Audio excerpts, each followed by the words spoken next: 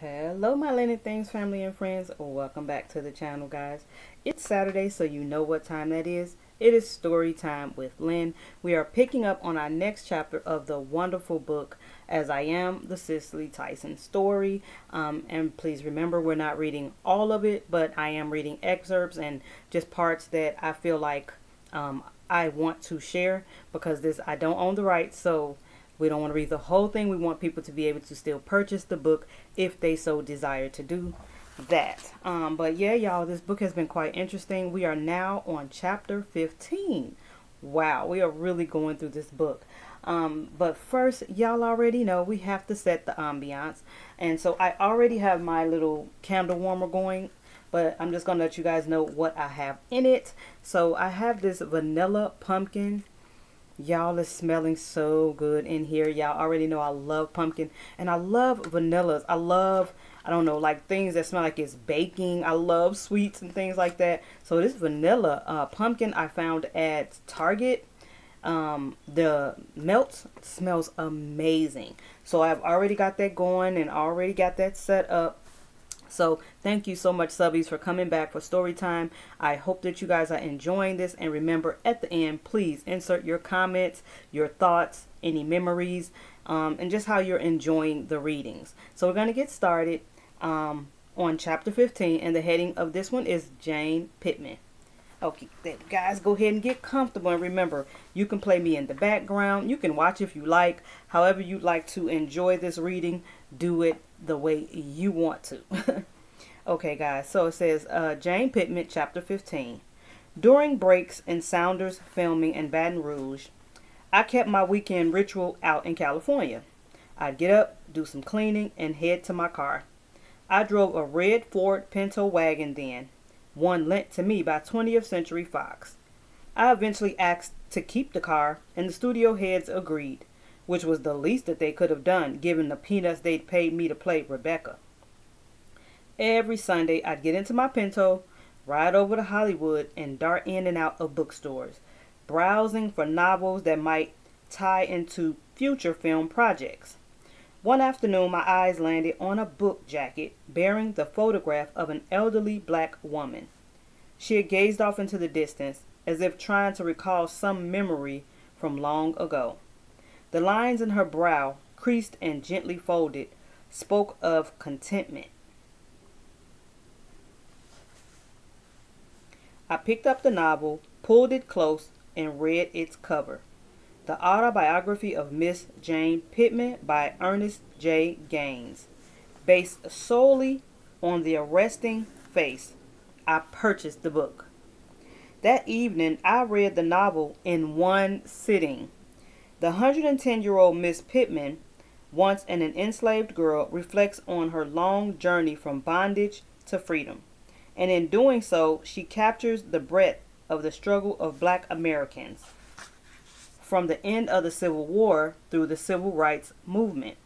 The next morning, bleary-eyed but joyous, I called a few friends to tell them about the book and this remarkable woman, Jane Pittman, whom I was convinced was real. "No, she's not real," said one friend, laughing. "It's fiction." "Oh, no, darling, this is an actual woman," I insisted. "And Ernest Gaines knows her personally." That's how convincingly Ernest had rendered Jane Pittman. From the first page to the last, I found her story as captivating as I had her cover photo. Near the end of Saunders filming in Baton Rouge, Marty Ritt, the director, pulled me aside. "Do you know Ernest Gaines?" he says. "No, but I just read his latest novel," I said. "Well, Ernest sent the book to me some time ago and asked me to read it," he said. He hadn't yet gotten around to reading those galleys, he explained, which made him feel a little bit embarrassed when Ernest circled back to ask him to go to lunch. "He's interested in turning it into a film and possibly having you play it," Marty said. My eyes got so wide. "Really?" I said. "Yes, he wants to have lunch with us," he said. "Well, I have read the book, so I'll go to lunch," I said casually, though the requisite tingle had already made its way up to my spine. My sixth sense seemed to be clearing its throat. The lunch was pleasant, and days later, Ernest, a Louisiana native whose extended family still lived there, warmly welcomed me into the home of one of his relatives. On that afternoon, he assembled the glorious bevy of black women, his mother, cousins, aunts, friends, upon whom he'd based Jane Pittman's story. He'd taken all of the beloved women of his childhood and rolled them into one mesmerizing composite who leaped from the page. On the way out, Ernest said to me, "There's talk about turning the book into a movie. But you know how these people are." He explained that as he was going away for a couple of months. But when he returned, he'd be back at his home in San Francisco. "If you're ever up that way," he said, "give me a call. Let's have lunch." I smiled and thanked him, but for whatever reason, we did not reconnect that year. That was around 1971. Sometime between then and 1973, Ernest's novel was turned into a screenplay, one penned by Tracy Keenan Wynn. His script ended up on someone's desk at CBS, and late one Friday evening, a junior producer on his way out happened to spot the screenplay. He picked it up, tucked it in his satchel, and over the weekend became as taken with Jane Pittman as I had been. On Monday morning, he rushed into his supervisor's office. "We have got to do this," he said breathlessly, flopping the script down on his boss's desk. The head producer flipped briefly through the screenplay and then looked up at him. "Who wants to listen to an old black woman tell her story?" he said. It won't sell." But this young producer insisted that there was something there.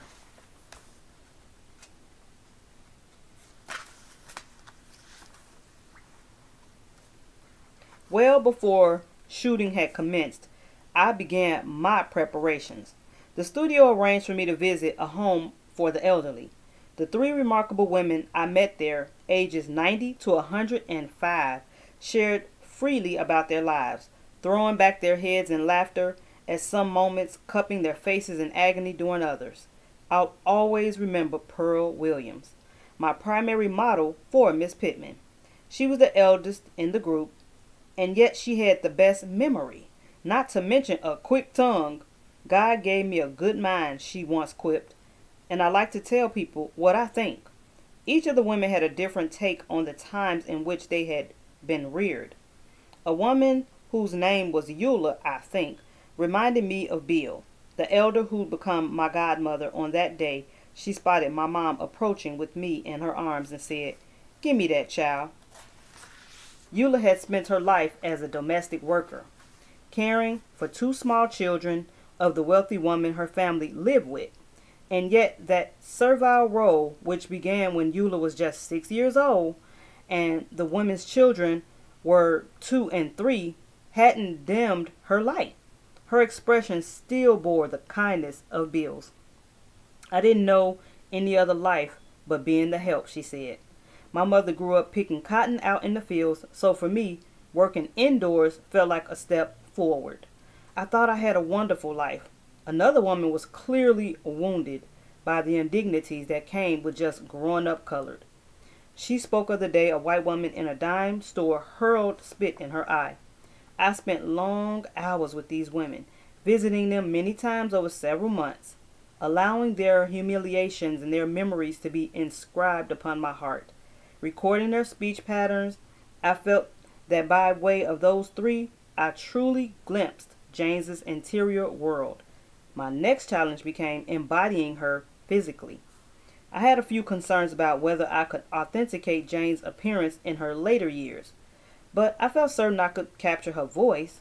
During my years at the Red Cross, when I was trying to break into modeling, I had mastered how to fake a scratchy voice in order to get off time for auditions.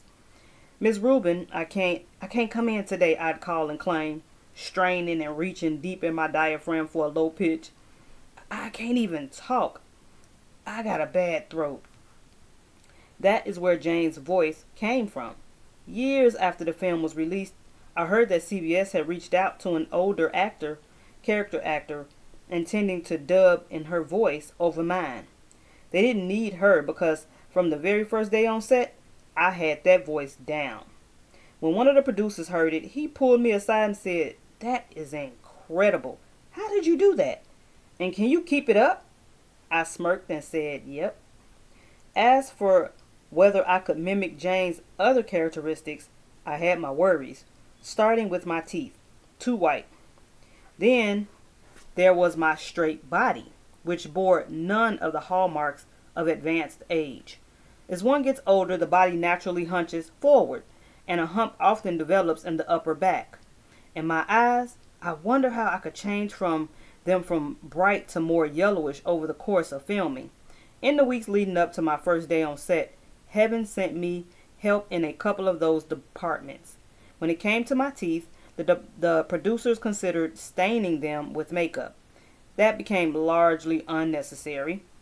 One night when I dreamed of Jane, she smiled at me, and I spotted gold around her front tooth. My eyelids flew open at 3 a.m., and I rang a producer, Rick Rosenberg, right then. I got it, I shouted. Who is this? He asked. It's Cicely, I said, and he paused. You've got what? The tooth. I've got the tooth for Jane Pittman. Cicely, would you please call me at 9 o'clock? I agreed and quickly moved on to my next assignment, finding a local dentist. I recall I knew a dentist by the name of Valerian Smith, the father to actress Lynn Whitfield. They lived in Baton Rouge, our film location then. I had met Valerian through my cousin Don Shirley, and I rang Don, who was also less than amused by my early call, to get Valerian's phone number. Later that morning I dialed him. Can you make me a tooth with gold around it? I asked. Yeah, I can, he said. Days later he had done exactly as he had promised, fitting the gilded faux pearl right on top of the front one, as well as creating a row of dental veneers. That's how Jane Pittman's grill came to be. The hump came next.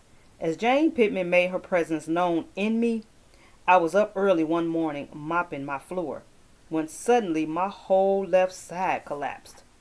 I set aside the mop handle and I thought, what's this?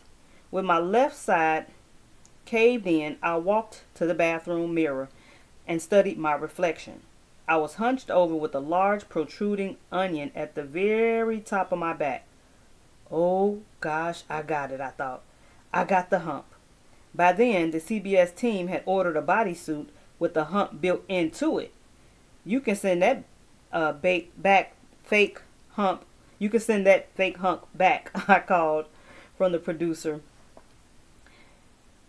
I've got a real one. My hump, an actual hump, not one I created by contouring my body. Miraculously remained during this way all 5 weeks of filming, and then just went away. A third gift, realistic old eyes, came courtesy of an ophthalmologist who fitted me with cloudy contact lenses. On set, the physical transformation continued. I arrived at 4 o'clock each morning and sat through 6 hours of special effect makeup, applied by a duo of artists. Stan Winston was then credited for applying my makeup, and then he rightfully earned an Emmy for his work. The second artist, Rick Baker, could not be publicly acknowledged at the time because he wasn't in the union, though he was later credited. Rick was the true master. He and Stan divided my face in half, with Rick guiding Stan in creating a masterpiece on the canvas of my face, adding a stroke on my cheekbone here, a swirl there, a spin of the brush along my brow line. Once the makeup application was complete, I then spent 7 hours in character, delivering take after take, followed by another 2 hours of removing the liquid layers. I was fortunate to be home by 10 on most evenings, only to be up before the chickens the next day to do it all again. The film's most climatic scene comes when Jane Pittman makes a long, solitary walk toward a whites-only water fountain and then drinks from it, in defiance of Jim Crow. When she sets out on the walk, an officer tries to stop her, but she moves on ahead with the cane in her right hand, her pocketbook on the left arm, and determination written on her face. That walk, folks, still says to me, smiling and shaking their heads, marveling at how I could capture the gait of a 110-year-old woman I'm like, what walk? I was so divorced from myself in that moment during filming, so completely immersed in Jane that I had no idea what they were even talking about. I did the scene in one take. As pivotal as Jane's drink from the fountain is, the most memorable part of that scene for me is the moment when she pulls away from the family member who's helping her down the sidewalk. It's as if she's saying, I know how to walk. I'm going down to that fountain and I don't need nobody holding on to me, ushering me nowhere. That notion is the gift Miss Pittman left with me, the treasure that guides me now. If you're fortunate enough to live as long as I have, you come to realize how others will try to make a cripple out of you. They think that you're fragile, and perhaps in certain moments you are. But rather than waiting for you to reach out to ask for help, they grab onto you. They figure if you're 75 or 80 or 96, you're supposed to be decrepit, that you can't even go up the steps anymore. They assume you're unable to function. And before you know it, they're even finishing your sentences for you. Please, let me speak for myself. I'm not addled yet. The minute you hit a number, boy, folks are ready to put you in a box. And Jane Pittman knew that. By making that walk on her own, she was saying what I say now. Let me live. Let me go. Keep going till I can't go no more. Let me walk to that fountain, pocketbook on my arm, and fulfill my purpose here. Don't cripple me. When Jane Pittman aired in January of 1974, it ran straight through for 110 minutes, with just one commercial break at the start of another and at the end. I will forever be grateful to Xerox, the film's sponsor, for making that possible. Nothing like that had ever been done, which let me know how much the work was respected. Viewers were able to enter Jane Pittman's world and remain there in rapt attention. As her story unfolded seamlessly, 50 million people tuned in, nearly a quarter of the nation then. I was stunned by how swiftly the acclaim had poured in, followed by a wave of nominations. The film received 9 Emmy nods, all of which were awarded. For my title role, I won not just one Emmy, but a pair of them. The first was for Outstanding Lead Actress in a Miniseries. The second was for Actress of the Year, a specially created Emmy that up to then had never been given, nor has it been awarded since. With both awards, I made history as the first black actress to receive them, and I also learned a British Academy Film Award nomination. I'll tell you, child, I beamed through that entire award season, soaking in the joy at every turn, reveling in the many calls and notes I had received from others in the business. In the evenings, I'd run myself a warm bath and sink on down into it, lost for hours beneath the bubbles and the bliss. On the evening of the Emmys ceremony, I stood backstage afterward, wearing a grin as wide as the Nile, clutching my golden statues, feeling like a princess in my flowing spring dress. In awe of my presence there, it may sound unbelievable, but for the first time, I started to think, maybe this acting thing isn't a fluke. Maybe I'm here to stay. 2 years earlier, Sounder had set the table as my breakout role. Jane Pittman, it seemed, served up sweet confirmation, a word from on high. I'd earned my spot at the banquet. I enjoyed the adulation, the words from those who approached me in tears in their eyes to say how Jane Pittman had touched them. It was deeply satisfying, and yet the reticent girl in me still yearned for my space, and I found ways to carve it out. I'd slide into a matinee alone to watch a movie at noon, my way of avoiding the inevitable scene of attending a night show. Even now, I love to disappear into a film house at midday, relishing the stories of black filmmakers in particular. In 2006, I slipped into a showing of Saturday Night Life, the directional film debut of a young black woman I knew little about then, Ava DuVernay. The movie's gifted director is now my friend. Among family, I was thankfully still just sis. Neither my parents nor my sister Emily got caught up in the fanfare and celebrity. The same was true of my daughter. When Joan and I were with one another, I wasn't Cicely Tyson, the big film star. I was simply her mom. Though I'm sure it must have felt bizarre for her to notice others craning their necks to get a glimpse of me. When our large extended family came together during the holidays, gathering over fish curry, no one carried on about my film work. My brother was the exception. If Melrose had had it his way, he would have paraded me through Times Square yelling, "This is my sister. I learned to keep my visits with him indoors." After the magic carpet ride of Jane Pittman, I couldn't imagine what other experience might compare. I said to myself, that's it. There'll never be another Jane. I knew I'd continue acting, of course. But since I had been blessed back to back with such substantial roles, I figured Jane and Rebecca were my high watermarks. My agent must have felt the same. After Pittman, someone asked Haber what he thought was next for me. "I don't know," he said, chuckling. "She may have acted herself clean out of business." On stage and off, God alone knew what thunderclaps awaited me. And that, guys, was chapter 15. Oh my goodness. As I was reading that, it made me think of when she said she would go into a theater or a film house and watch a movie by herself. That is one thing I would do a lot. I love to just, sometimes you do just want that quiet. And I personally, I don't know, I like to go to a movie sometimes by myself and watch a movie. It's just so calming, and you don't have anybody talking to you or bothering you. I know she did it because she needed that alone time, you know, by her being famous at this time, or, you know, becoming famous and people kind of knowing who she is. She needed to kind of carve out those times to be by herself and not have to worry about everything else around her. And so that was like her time to herself. I absolutely love that. That's one of my favorite things to do, is to catch a movie. So thank you guys. Please go ahead and let me know what memories you may have or what thoughts you have with this.